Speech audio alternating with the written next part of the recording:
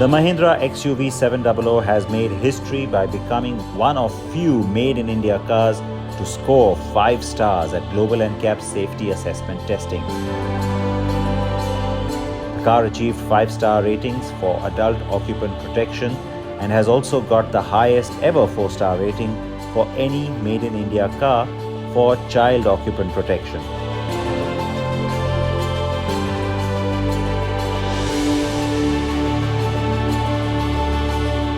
To bag 5 stars, the car also needed to be assessed for side impact protection.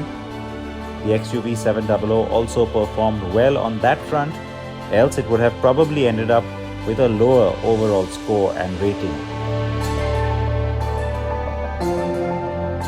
We spoke exclusively to Global NCAP's Secretary General Alejandro Furas soon after the car was tested for frontal and side crash impact.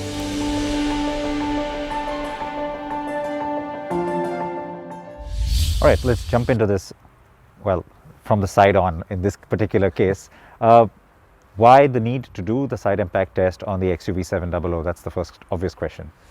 Good. The current protocols in Global NCAP, if you want to achieve 5 stars, you need to have certain points in the frontal test. You need to have ABS as standard. You need to have double seatbelt reminders in the front.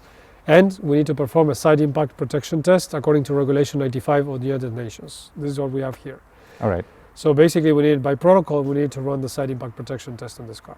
Okay, and in terms of what you look for, even visually, when the test has just happened, like it has in this case, what are some of the most obvious things you start looking for straight away? The first thing actually we look for it's the biomechanical data. Basically, you see what is the injuries, potential injuries, or probability for injuries in the body of the adult. So that's the first thing we check, and this is data you get right after the test. So that's point one. Second thing we do is we come to the car and check for the door opening. Basically, we check that the doors are fully locked. If there is one door open, then the car would fail that regulation test. So this regulatory test, if one of the doors would have opened during the test, or when we try to open it after the test, and it's opened, therefore that means that the car would fail the test. Eventually, if that would have happened, then this car probably wouldn't have achieved a 5-star result. Yeah. Now, of course, this has been pried open, I know. Exactly. So, what about areas like the sill and we don't check that much of that aspect in the side impact vehicles. Why? Because in the side impact, what you actually need, it's a good B pillar, a good crash box, which is the lower part, and a structure doesn't come into contact too much. But the main issue is that you have a very short distance, which means very short time to protect the occupants. So in that sense, there's not too much you can analyze on structure or not, because distance is really short. So you are focusing more on the data and what is happening in the body of the adult. That is what we have to focus.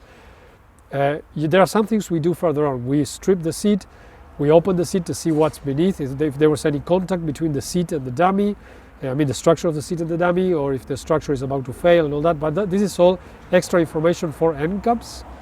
What I was explaining before was on regulation, strictly on regulation. More to do with the rating. Yeah. All right. And so, what's your sense on the new platform that Mahindra has developed? With this car, well, at least the side impact protection was performing pretty good. Passing comfortably the regulatory requirements. From the frontal assessment, we could also notice from at least the first view of results in the first, let's say, round of raw information. The car is looking pretty good in terms of the biomechanics of the occupants. We have also seen very roughly from the outside, the structure seems to be a stable structure as well. And of course we need to see beyond when we strip the car and check beyond what happened in the footwell area and also in the knee area, in the inspection areas. But on and on, the important thing, biomechanical data at the beginning, it's really looking good. We need to go a little bit further on in the analysis and give a bit more details. The same for the passenger and the same for the children as well. Of course.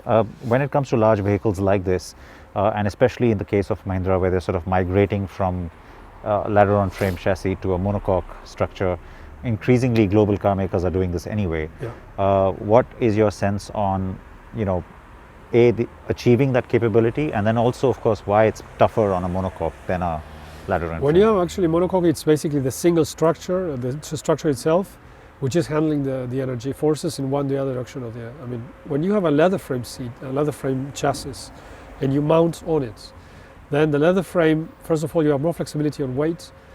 If the car is a bit heavier, it doesn't matter that much. And also with the leather frame, you can guide the forces and the energy in a different way. It's more on the base of the car.